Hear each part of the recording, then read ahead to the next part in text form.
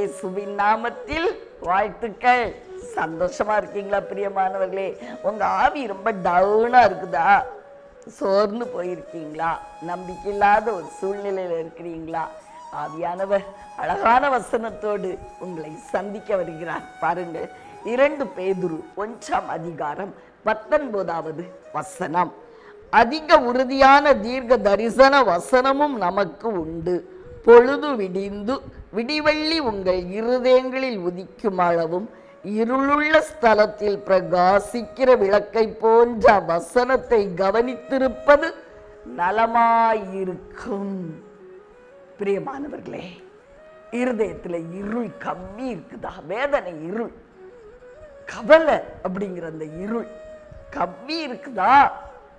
நம்ம எதை பார்க்கணுமா? விளக்கு போன்ற தீர்க்க தரிசன வசனம் உங்களுக்கு நேரா ஒரு நாள் கடந்து வந்துச்சு இல்ல? விளக்கு மாதிரி ஒரு வசனம் உங்க வாழ்க்கையில ஒளி வந்துரும் அப்படின்னு சொல்லி நீங்க நம்புனீங்கல்ல? ஒரு வார்த்தை தேவன் ஒரு தீர்க்கதரிசி மூலமோ அல்லது சொப்பனத்தின் மூலமோ அல்லது வேத வசனத்தின் மூலமோ இடைப்பட்டு உங்களோடு பேசினார் அல்லவா? அந்த வசனம் அது விளக்கு போன்ற வசனம் அப்படின்னு வேதம் சொல்லுகிறது. இருளான ஸ்தலத்துல வெளிச்சத்தை கொண்டு வருகிற விளக்கை போன்ற அந்த வசனத்தை நம்ம கவனிச்சு பார்க்கணுமா? மறுபடி ஞாபகத்துக்கு கொண்டு வாங்க. எல்லாமே சூழ்நிலை பதட்டத்தை உண்டு பண்ணலாம்.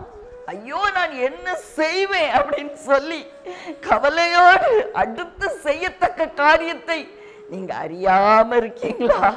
பிரியமானவர்களே, இருள் மறைஞ்சி வெளிச்சம் உங்க வாழ்க்கையில உதிக்கிற வரைக்கும் அது கட்டாயம் உதிக்கும். அருணாதயம் உங்க வாழ்க்கையில வரும். அது வரைக்கும் விளக்கு மாதிரி இருளான உங்க ஆவியில விளக்கு மாதிரி இருக்கிற நீங்க நம்பி இருக்கிற அந்த தீர்க்க தரிசன வசனத்தை இன்னைக்கு ஞாபகப்படுத்துங்க அப்படின்னு கர்த்தருடைய ஆவியானவர் பேசிக்கொண்டிருக்கிறார். அந்த தீர்க்க தரிசன வசனத்தை நீங்க நோக்கி பாருங்க. நிச்சயமா வார்த்தை பொய் சொல்லாது.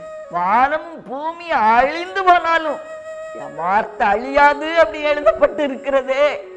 நம்புங்க பிரியமானவர்களே, உங்க நம்பிக்கை வீண் போகாது. நிச்சயமாகவே முடிவு உண்டு. ஆதலால் உங்களுக்காக ஜெபிக்கட்டுமா?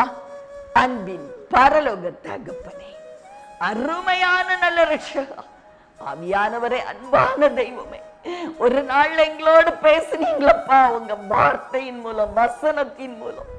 அப்பா, அந்த வார்த்தையை இன்னைக்கு மறுபடியும் நாங்க நினைவு கூறுகிறோம்.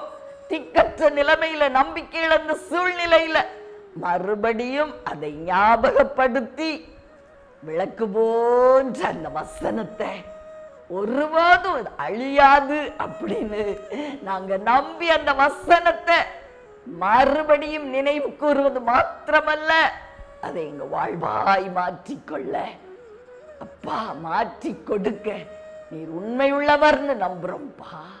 நீர் உண்மையுள்ளவர்னு நம்புறோம். எங்களுடைய நம்பிக்கை வீண் போகாதபடி ஐயா உம்முடைய வசனத்தை உறுதிப்படுத்தும், எங்க வாழ்க்கையில உறுதிப்படுத்தும் நாதா. அப்படியே நீர் சொன்ன வார்த்தையின்படி காரியங்களை செய்து முடியும்.